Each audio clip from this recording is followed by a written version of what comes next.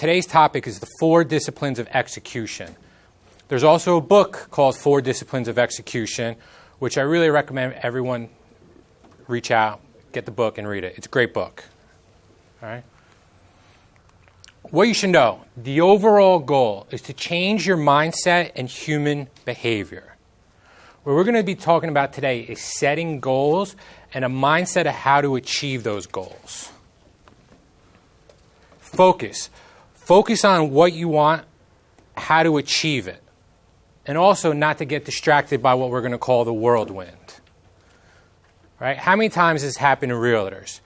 They get so busy in the deals they have pending that they close out those 5, 6 deals, whatever it might be, and then they realize they have no business.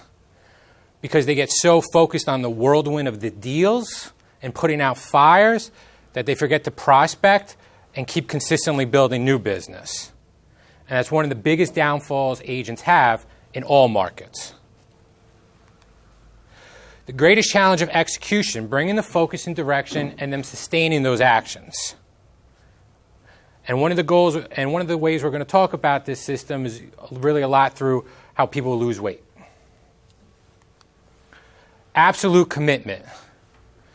If you're going to set a goal, a wildly important goal, you have to be absolutely committed to reaching that goal. How many people here have ever set a New Year's resolution and by January 5th, the New Year's resolution's been broken? Am I the only one? A little longer, but... Well, right? If you go to the gym January 3rd, it's the most crowded the gym's going to be all year. And people who go there all year say, okay, great.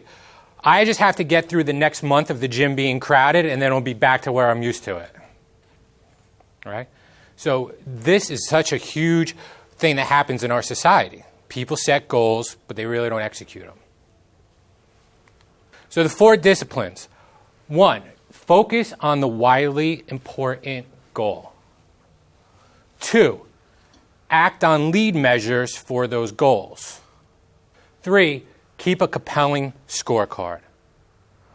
Bottom line is, people want to know whether they're winning or losing.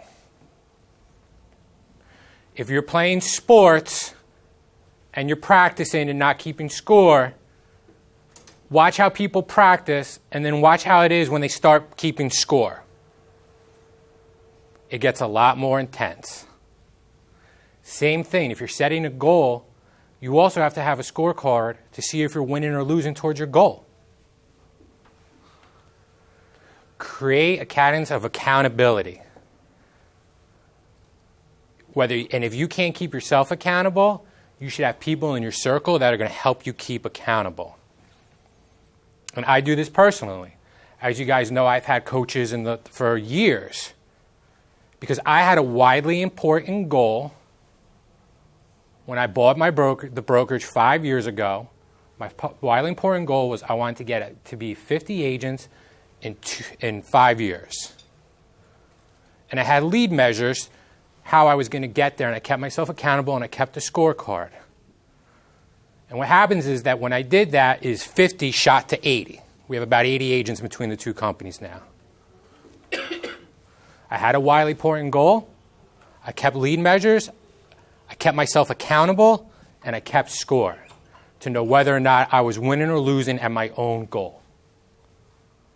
So this could be used in so many different ways. The discipline is focus and knowing the widely important goal. Again, my widely important goal was 50 agents in 5 years. So I went to increase agent count to 50 agents in 5 years. I started with the more you try to do, the less you accomplish. There will always be good ideas, but select 1 or 2 wigs at most. What happened, and I see this, is I want to get 75 listings by referral. I want to do this. I want to do that. I have a saying, and I'm sure a lot of you have heard me say this in real estate. When you start going in 15 different directions with your business, you're only going to go in one direction. And what direction is that? Down. The agents who focus on what they're really good at and they double down and they stay in their lane are usually the top agents. And I always use the example of this. I've seen it in email signatures. Carl Sanfilippo, RE/MAX First, luxury specialist, certified distress specialist, senior specialist, and part-time photographer. What am I really a specialist in? Email signatures, right? When I got into real estate, I chose a lane, distressed properties, and I stuck to my lane. Right? So that's really important. You can't set 15 different wigs.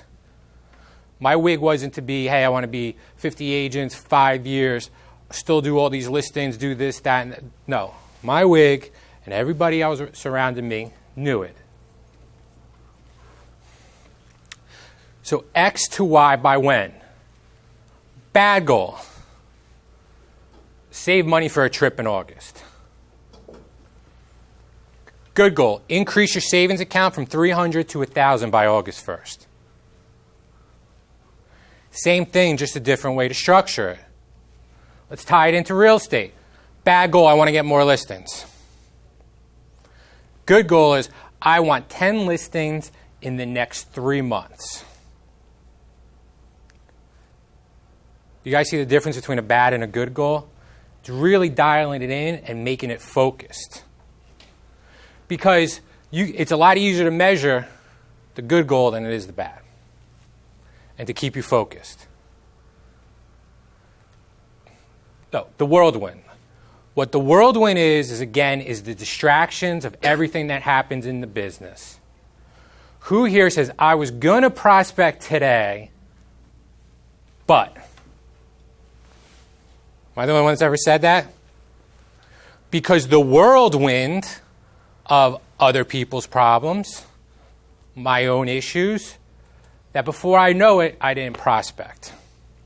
It's also why I'm a big believer. For me, personally, I do well when I prospect in the morning because I get it done and I get it out of the way. It's sort of like if I don't go to the gym in the morning, I find 1,000,001 reasons to go home and watch Netflix with my gym bag on the kitchen table. So again, it's not being distracted by the whirlwind. You got to be focused in on your goals. Determining your wig. Define the wig according to the following rules. Begin with a verb. Define the lag measure in terms of X to Y by when. And what your lag measure is sort of your goal. So your lag measure is something that you can't change. You step on the scale, you weigh 110 pounds, that's your lag measure. Because at that point, you can't do anything about it. Right? Keep it simple. Focus on what, not how. Don't ask what's most important. Ask if everything else remained the same, what is the one thing you could change that would have the greatest impact? Use an example, improving your grades in school. Right? What do you want? Getting more listings. If you really like work and by referral, is I want to get 17 more transactions by referrals in the next 6 months. Whatever your goal is. And some in this room, I've sat here and done planning. And I say to you, what is your goal? How much business do you want to close in the next year? I want to close $8 million. Okay, great. Have you ever broken down exactly what you have to do to get to $8 million? What's your average sale price? How many deals does that equate to? How are you going to generate the business to get to that level? It's great saying it, but if you don't have an action plan behind it and ways to measure whether you're winning or losing, how are you going to get to that goal?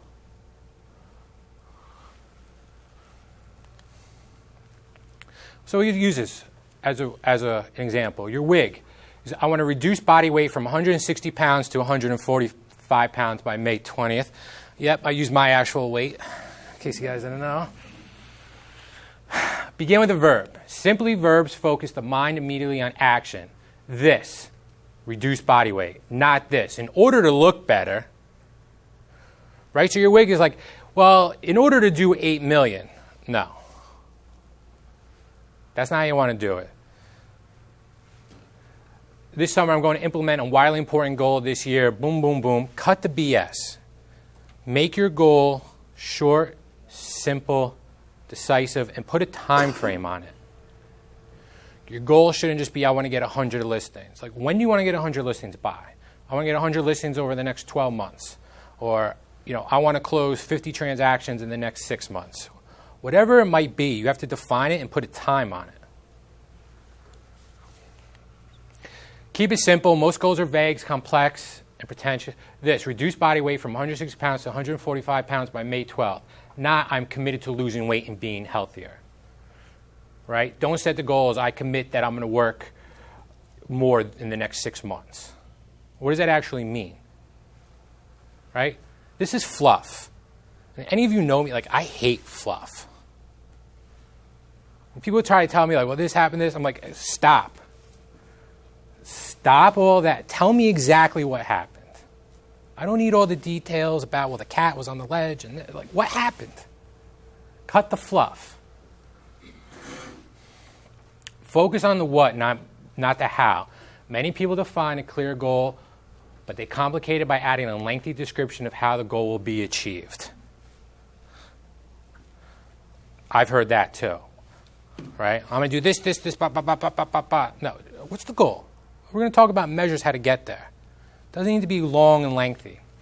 Reduce body weight from 160 pounds to 145 by May 20th, not reduce body weight from 160 pounds to 145 pounds by May 20th through healthy diet and intense exercise.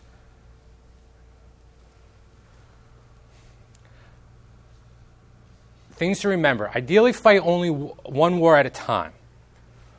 All battles must be aimed at winning the war. Isolate the wigs that are not essential for success. What's really important to you and your business, or if you're doing this in your personal life. All right? Leaders must ask, what is the fewest number of battles necessary to win the war? Set a finish line for each battle by X by when. I'll use my example. Again, my wig. 50 agents by 5 years. Very short and simple. I didn't get too distracted off the path. And I kept myself very, very, very accountable on my goals. And I'm the worst when I set a goal because I hit the goal and I get to it and I'm like, wow, that's it? What's the next wig? And I'm not going to share with you guys what my next wig is because I'll probably get a lot of crazy looks in this room. But I know what my next wig is that I'm consistently working on to get to.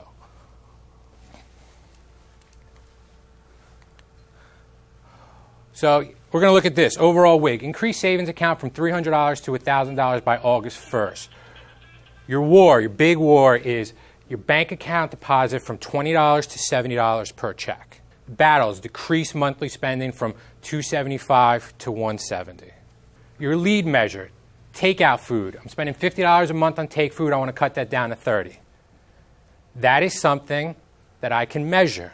I can measure if my paycheck deposit in the bank has increased. Clothing purchases from $75 to $50 a month. This is something I can measure. And when I measure this and I keep myself accountable, I'm able to achieve that goal. All right? I'm going to go back to real estate. One problem I see in real estate is too many agents focus on that top number. Right? The adjusted gross commission. I was with somebody in Brooklyn yesterday. He's a team leader. He said, Carl, my lowest point in real estate is I won every single award in Brooklyn. My team did $1.1 million in commissions.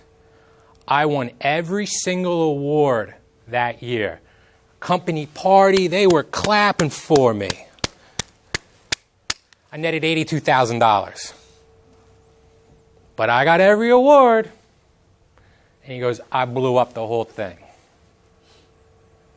Because I wasn't measuring what I was doing and what was really important to me. And it was funny because he told me the story yesterday. I said, this is perfect for what I want to talk about tomorrow. But he wasn't measuring.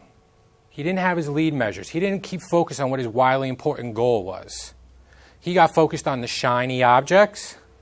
Not that realtors ever get focused on shiny objects. But he got focused on the shiny object, lost track of what he wanted, and he had to end up blowing everything up when everybody thought he was on top of the game and on top of the world. Because you got every single trophy in the world. So, focus on the wildly important goal. This is really important. And what I really want people to do is take a minute and really think in your business, like, what is your wildly important goal? You know, what's your drive? Listen, I'm not this whole, people ask, like, what's your why? People ask me, like, oh, what's your why? It's like a trendy question these days, right? What's your why? Oh, my why is my family. I'm going to be honest with you, I don't know my why yet. Because I was just as motivated before I had a family than when I had one. This isn't a popular thing to say, but I still don't know my why. I'm still figuring out.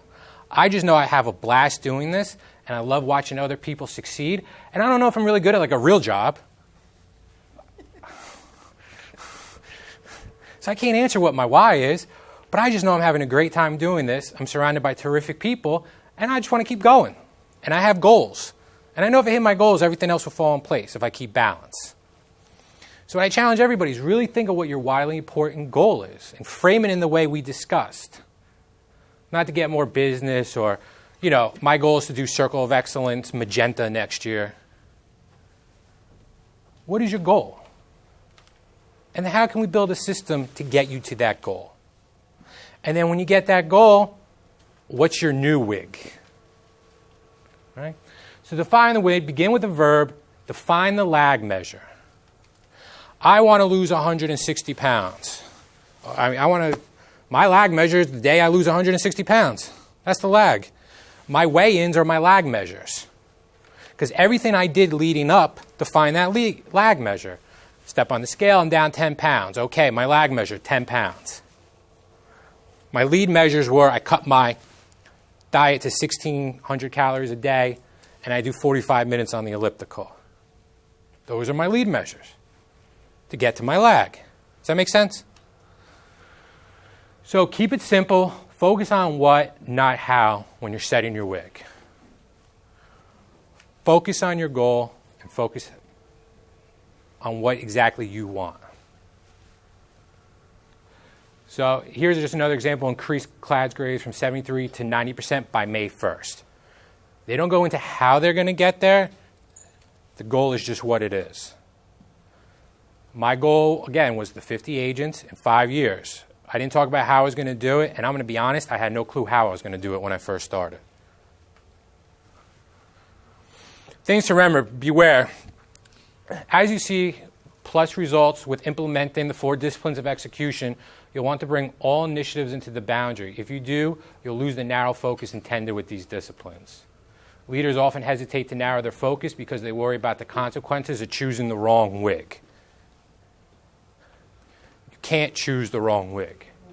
When you work on that many goals, you actually work on none of them because the amount of energy you put into them or all one is too small.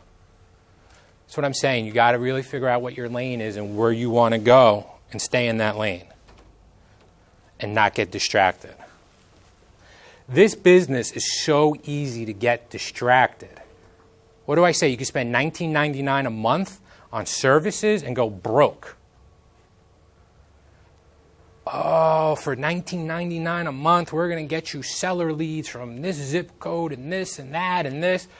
I'm going to do this. I'm going to try this. I'm going to try this. And then at the end of the year, you sit down with the agent and say, okay, let's break down your business. 90% of your deals were past client and referrals. Why are you spending all this money on X? Because you're chasing the new hot, shiny object. Get in the lane and stay in it. That's what I say. So, act on lead measure. There's 2 types of measures. There's your lead measure, the most high impact things you can do to achieve your goals. If your goal is, I want to get 100 listings by X, and your lead measure is, I'm going to make calls every day. I'm going to make 30 calls to expireds per day. That could be your lead measure.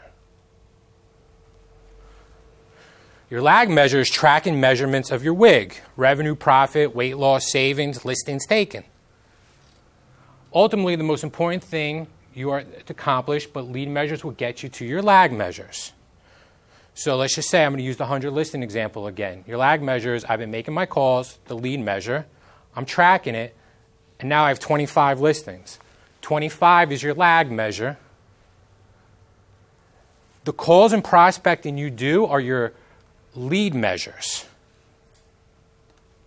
because you can control that. Those are your actions. The lag measures are your result from your actions. Am I losing anyone? Lead measures, they're predictable and they're influenceable. Weight loss. Lag measure, pounds lost. Your lead measure, specific limit on calories per day. Your other lead measure, specific numbers of hours of exercise per week. Right? You do something for a week and it doesn't work, doesn't mean it's not a workable system, right? You go to the gym for a week, you don't lose 30 pounds, it doesn't mean the gym and eating right doesn't work. Predictive, because by performing these lead measures, you can predict what the scale will tell you. And what the scale is telling you is your lag measure. All the work you put in and everything is your lead measure. Influenceable, because both of these behaviors are within your control. Can you control how many calories a day you intake? Except around the holidays. Can you control how many times you get an hours of exercise? Right? You choose whether or not how many hours you want to work out. And as we know, if you stay consistent on the calorie intake and the workout, you're going to lose weight. So, try another example. Test grade, right? If your lag measure is you want to get a 93 on a test, what are some of the lead measures that you have to do to be able to achieve your lag?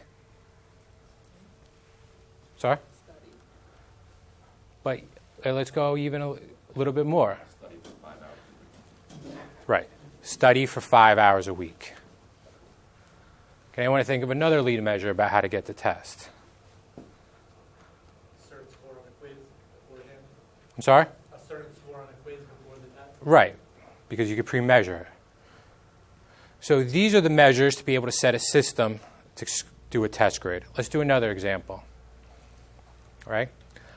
I want to close 5 deals. I'm sorry, I want to get under contract 5 deals in the next 3 months. What sort of lead measure will I have to take to be able to do that? I'll give you the first one. I'm going to call and send a handwritten note to everybody in my database, see if they want to buy or sell. Or I'm going to send it to 100 people in my database if they want to buy or sell. What could be another lead measure?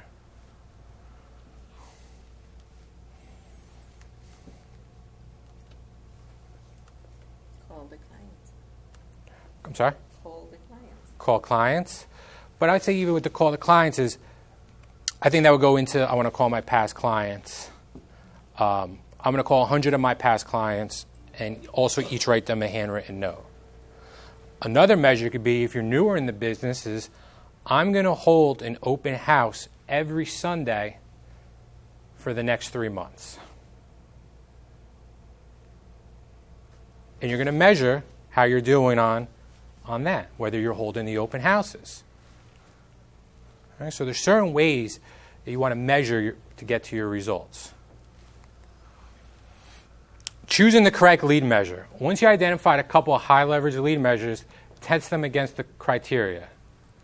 Consider the possibilities. Resist the temptation to choose too quickly.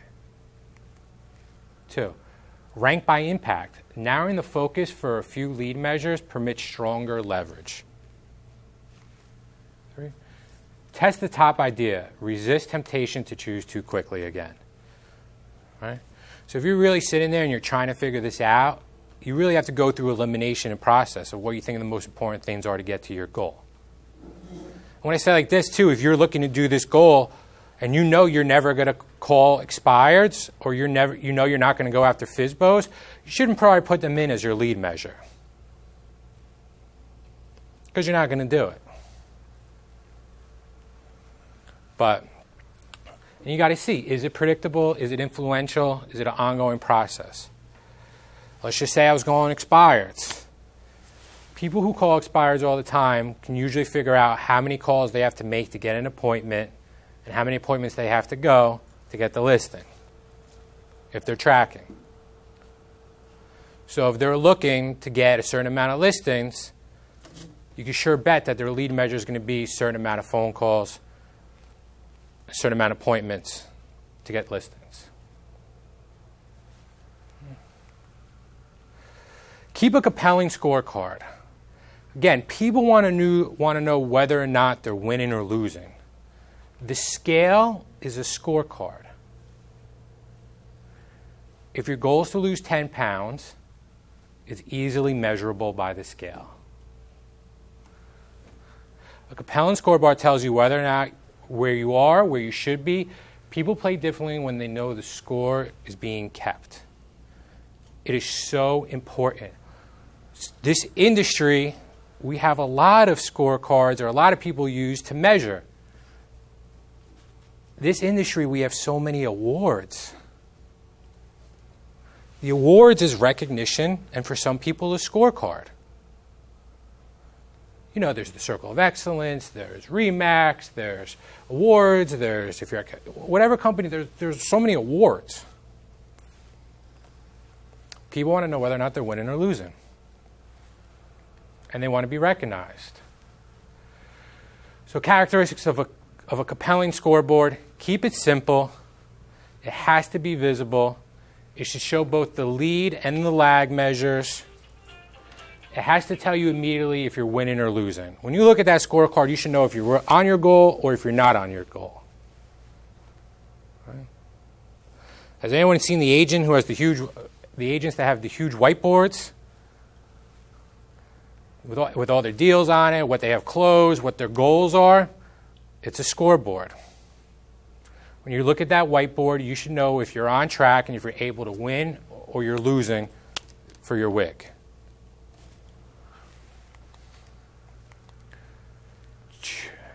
With the scoreboard, you want to choose a theme.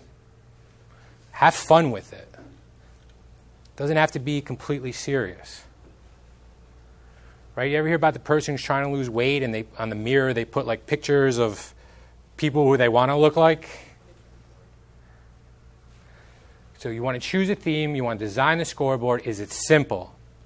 Because if it's not simple and it's a complicated scoreboard and you can't glance at it and get the full picture, it's not worth having. Does it contain both the lead and lag measures, and can you tell at a glance if you're winning? Build a scoreboard, keep it updated. Once a week, you should be updating your scoreboard.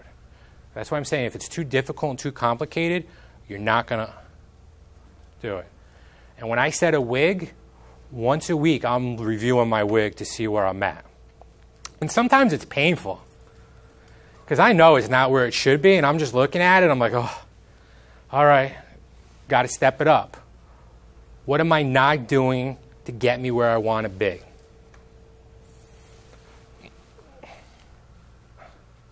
WIG, increase savings account. This is just an example of a scoreboard. Increase savings account from $300 to $1,000 by August 1st. The lead measure, reduce takeout food limit from $50 to $30 per week. Right? Week 1, 2. And here you're just keeping score. How much did you spend? I know I've done this. I've looked at my bank statement and I really looked at what I spent. And I'm like, I can't believe I spent all this money on this.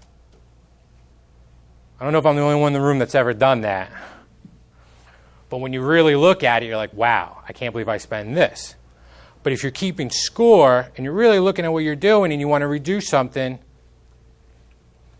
If you keep a scorecard, it's going to show you, and it's going to keep you accountable.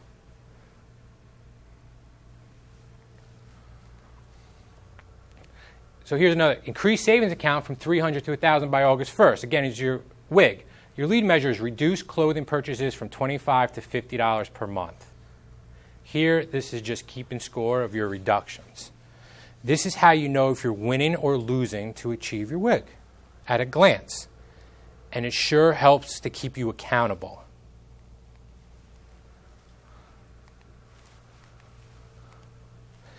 Increase savings from $300 by August 1st. Decrease monthly spending from $275 to $170. So here it is. March, your usual spending. Your meal spending, clothing, monthly spending, allowance, savings. And you're able to track. It doesn't have to be anything complicated. If I was to track how many contracts I'm doing per month, I would have the month and the number of contracts and what the goal was. And I would build a scorecard that way.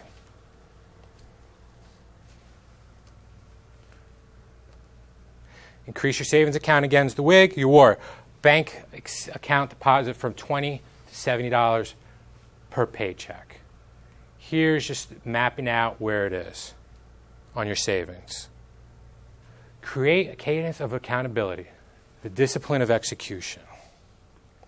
This is keeping yourself accountable to your goals. So right now you have your big goal.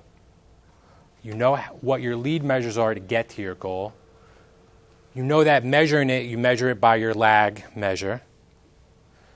You have a scorecard to know whether or not you're winning or losing.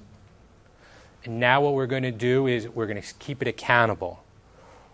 You should have with yourself or with a group a WIG session. Your WIG session could be between you and somebody else. It should be a quick meeting, 20 to 30 minutes, and you should not focus on anything else besides the WIG. This is where you don't want to let the whirlwind come in. Right? It's so easy to get distracted by other stuff that you're not focusing on your own goals. Because I know I've been there. But once a week, I sit down with a coach or a mentor or a peer, and I go through my WIG. And I don't focus on anything else. Just whether or not I'm doing what I'm supposed to be doing to get where I want to be. So focus on the session, hold each other accountable. You must follow the rules of the WIG session. It should be held on the same date, time each week. Consistency is crucial to establish a sustained rhythm. My WIG meetings are Wednesday mornings at 9:30, and I'm not doing it today. So I guess I'm breaking this rule. But it is important that you do it weekly. And I'll be doing it this afternoon. 2, the whirlwind. Never allowed to get the WIG session no matter how urgent it is. There's always going to be something that could take you away from focusing on your WIG. It's up to you on how you're going to control it and what's the most important. How many times were you about to prospect or you're about to do somebody, and then somebody calls, we want to see this house right now, and you just throw everything up in the air and you run? Right?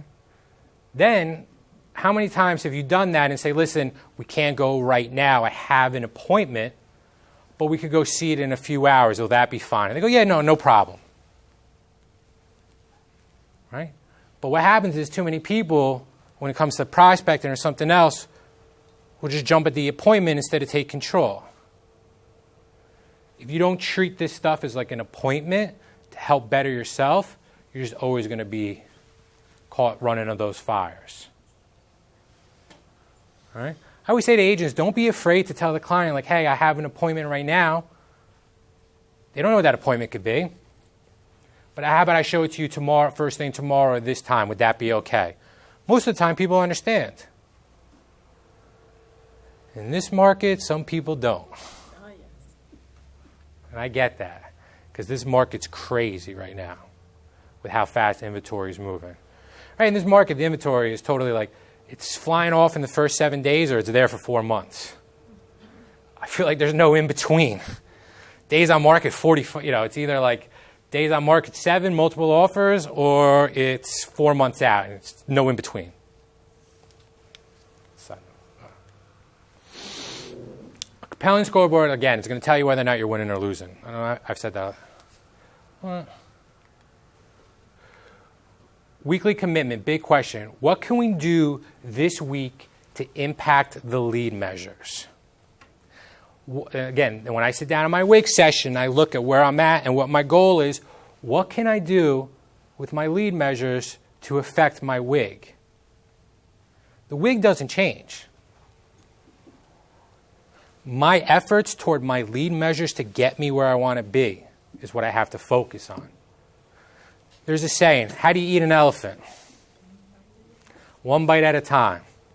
What do most people still try to do? Eat the whole elephant.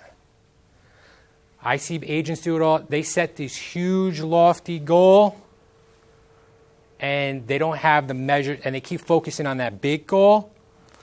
When I say you just got to focus on the steps you're doing every day to get you to that big goal. Because once you execute on that small daily level, it's going to get you to that big goal. If you're always just reaching for that big goal and not focusing on the small things, that's when it makes it difficult. What are you doing today to help you get to that big goal? What are you doing once a week to measure what you did through the week that you didn't get there? Right? How many times have you heard, oh, I just didn't have the time. I didn't have the time. A lot of times you didn't make the time, or it's probably something you didn't really want to do.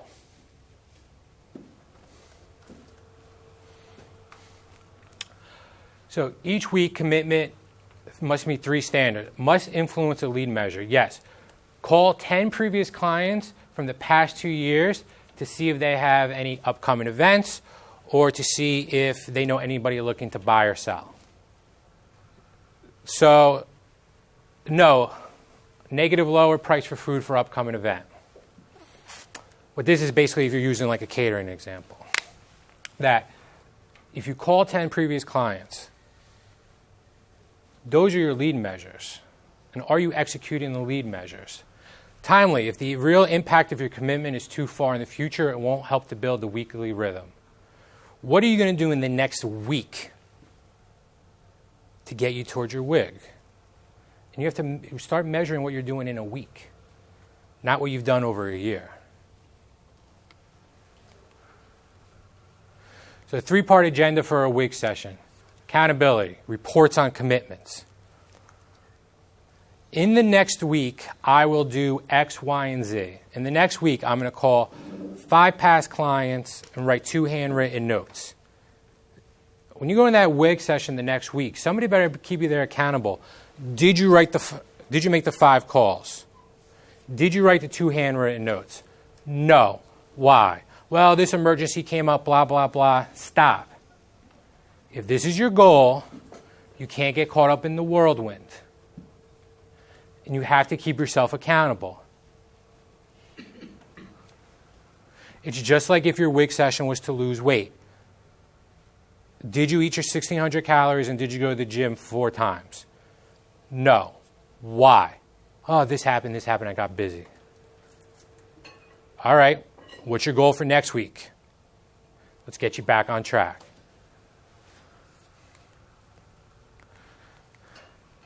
Reviewing the scorecard. Where are you at in your scorecard?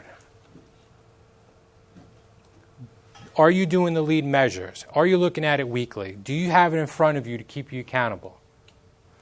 I think you were saying before, right? It makes a huge difference once you write it down and it's in front of you. Your scorecard is you writing it down and keeping it in front of you. This is a system on how to reach your goals and take actionable steps to get you to the goals. Listen, this is not like the sexiest training, I know. Right? We're not talking about how to get listing lead generation and how to do this and how to do valuation squeeze pages and all this nonsense out there right now. But what this training is and what this system is to really get you to the levels that you think you might not be able to get to in a systemized manner and to break barriers.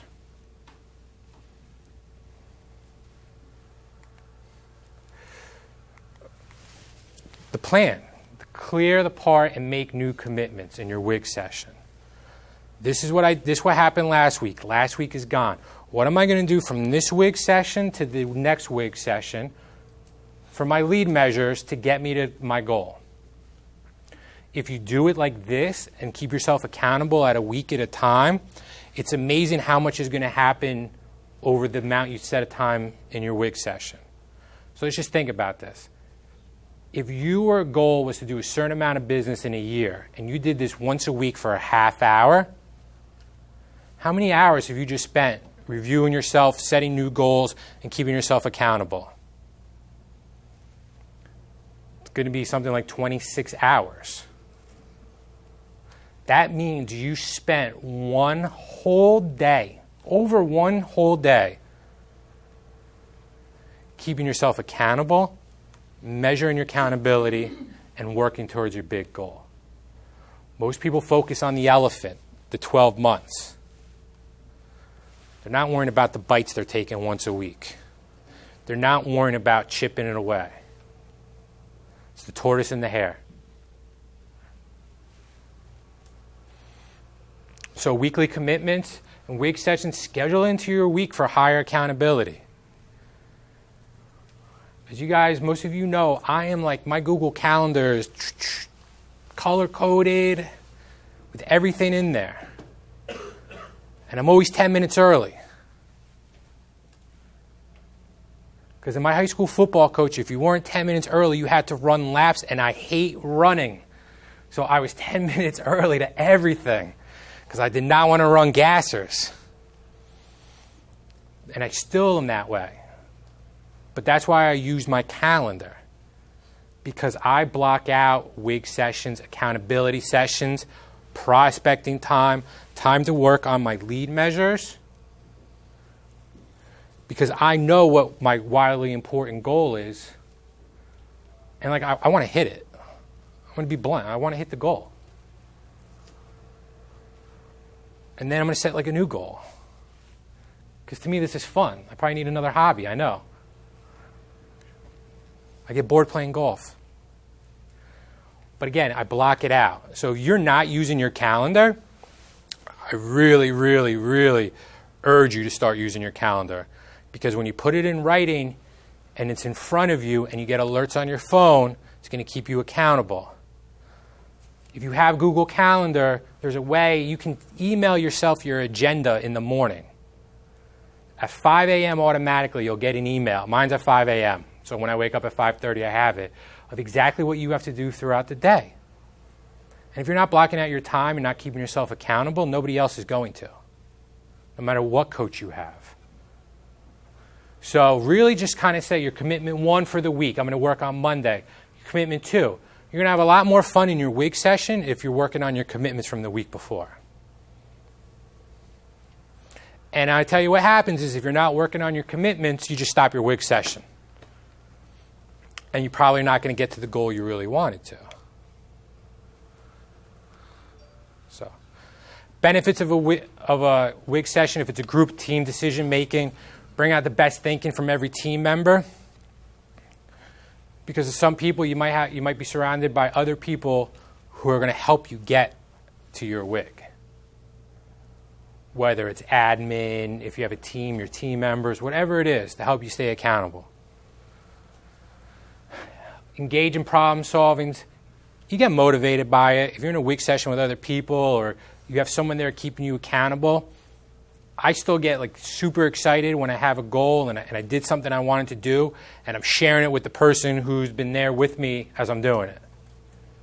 Right? Like I'm like the little kid knocking at the door like, I gotta tell you one thing.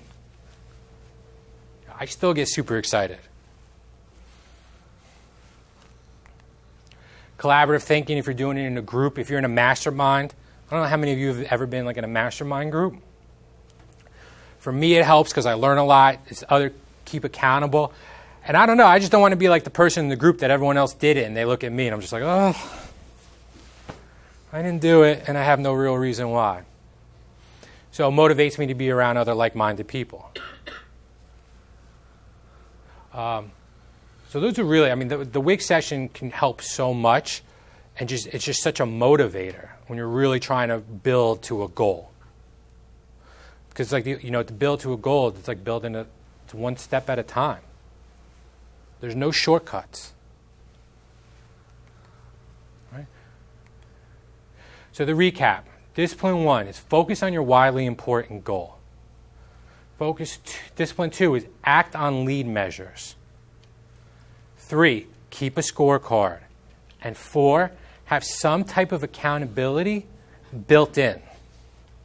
Whether, like I said, it's a mastermind, it's a group, if you're disciplined enough to be your own accountability, but you have to stay accountable. And not just like, every 6 months we'll check in. 2, how to overcome skepticism. Strive for consistency in the process and a quick win. All right? You can celebrate when your lead measures are working, when your lag measures are moving. I won 100 goals. Well, we're 1/10 of the way there, faster than we thought. That's a win. And again, weight loss. Right? If you're ever trying to lose weight and you've lost more than you thought you win, you want to celebrate it. You're happy. Keys to help the team. Celebrate the accomplishments of the WIG. If you have a goal and you hit it, you have every right to celebrate it. And you should celebrate it. And then you should move on to a new WIG. Move immediately on the new WIGs in order to formalize 4 disciplines of execution as your operating system. We set WIGs as an office. We want to do an X amount of commission in 12 months. And what happens when we hit the WIG? We go out and celebrate. We go to Chart House. We go to Carmine's. We celebrate those accomplishments. Whether if we hit it by $1, whether we hit it by double it, whatever it is, we go out and celebrate. Or why else have the goal? Emphasize that and just really you want to emphasize this as an operating system when you set goals, whether it's business, professional. And I think if you really set this and you really keep yourself accountable and you hit that goal, you're going to enjoy the process along the way. Because everybody likes hitting their goals, especially salespeople. Salespeople are goal-driven people. If we had, I like to say, real jobs, as salespeople, what do they give you? If you work at a pharmaceutical company, what do you have every month that you have to hit? Anybody? Quota. That's how big companies are keeping score. We don't really have that in realtors as we're all independent contractors, but they're keeping score. And when you hit your quotas, they usually celebrate it. So 3 things to keep in mind when studying the 4 disciplines of execution. It requires sustained commitment. This is not you do it once, you set a goal and forget about it. This is a commitment to an operating system. If you want to achieve a certain goal, don't focus on the goal itself, but on the lead measures that are going to get you to that goal. Right? I'm going to use sports as an example. Right? Steph Curry wants to be, or Kevin Durant wants to be the best player in the NBA and score the most amount of points. He doesn't focus on scoring the most amount of points. He focuses on how many shots he's making per game. Because he knows if he's consistently shooting and scoring a lot of points, it's going to get him to his big goal. Right? If all an NBA team or all a football team does is focus on winning that championship, they usually lose all the games that get them there. Do you ever hear in sports when they say don't look a week ahead? Big thing in football. Right? The Patriots, Super Bowl champions too many times. They're playing the Cleveland Browns. They always say don't look ahead of that game. Because what happens is when they look ahead, usually that underdog could come beat them. So you got to focus on the lead measures. And the real power, doing this in order.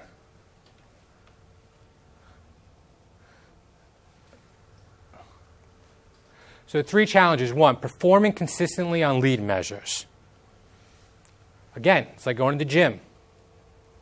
For a lot of people, it's consistently hard to get up, watch their diet, and go to the gym. 2, keep the scoreboard current. I've been in offices with agents and they have a scoreboard and it's listings that they had 3 years ago. Oh, we don't use that anymore. You're not keeping it current. 3, regularly attending the WIG sessions or weekly evaluating the process of commitments. If you're not looking at this on a weekly, bi-weekly process, what's the point of doing the rest? How else are you going to keep yourself accountable? A quick tip, how do you know when it's time to change a lead measure? It's dangerous to change it to a lead measure too quickly. If you're always changing the lead measures, then you have no real system and know whether or not it's working. So before abandoning the lead measure, consider these important questions. Is the lead measure moving the lag measure? Is the consistent working out and is the consistent diet having you lose weight? Is the lag measure moving enough? If not, you might consider raising the standard for performance on the lead measure before changing it. Go back to the gym. If your lead measure was to work out an hour per week and eat healthy, but you're not losing as much, you might have to adjust your lead measure of how many times you go to the gym. Has the team achieved the lead measure for at least 12 consecutive weeks? This is the minimum time in our experience needed for a team to form a habit. Right? It takes a while to form a habit. So it's important that you give it enough time. You can't just try it for a week and say, oh, it doesn't work. I called expireds for a week and I didn't get one listing. It doesn't work. Well, have you called expireds for 3 months? No. Well, if you do it for 3 months, I'm sure it's going to work. But will the performance of the team remain if we remove the lead measure from the scorecard? So if you lose, so I want to get 100 listings and we're going to remove calling past clients. Will that affect anything? All right? So you have to remain focused on the wildly important goal and resist the allure for the next great idea. All right? I'm going to use Apple as an example. How many products does Apple really sell that they made so much money? They have an iPad, they have an iPhone, they have computers, desktop, laptops. Apple's not trying to get to Mars. Apple's got enough cash where it could compete with Elon Musk to try to get to Mars.